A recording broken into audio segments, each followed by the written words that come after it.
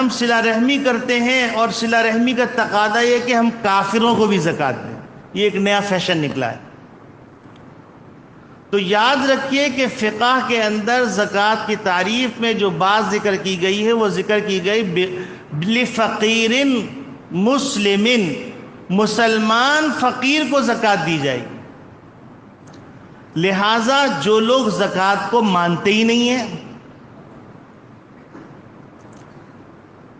اور وہ زکوٰۃ کے نام پر پیسے جمع کر کے اپنے ذاتی سیاسی مقاصد میں خرچ کرتے ہیں، تو یاد رکھیے ایسے لوگوں کو زکوٰۃ دینا جائز بھی نہیں ہے، اور ایسے لوگوں کو زکوٰۃ دینے سے آپ کی زکوٰۃ ادا بھی نہیں ہوگی. تو اب آپ سوچئے کہ ایسا عمل جو ہم کو جنت کے قریب لے جانے والا تھا، وہ عمل ہم نے خرچ بھی کر دیا، اور خرچ کرنے کے باوجود وہ فریضہ ہم سے ساقط نہیں ہوا.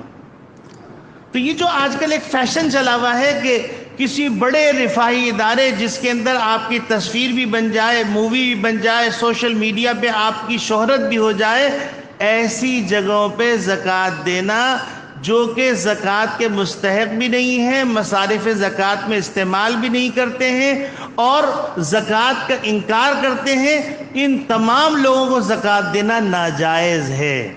یہ بڑی صراحت کے ساتھ عرض کر رہا ہوں. لہذا زکوٰۃ اہتمام سے ادا کی جائے.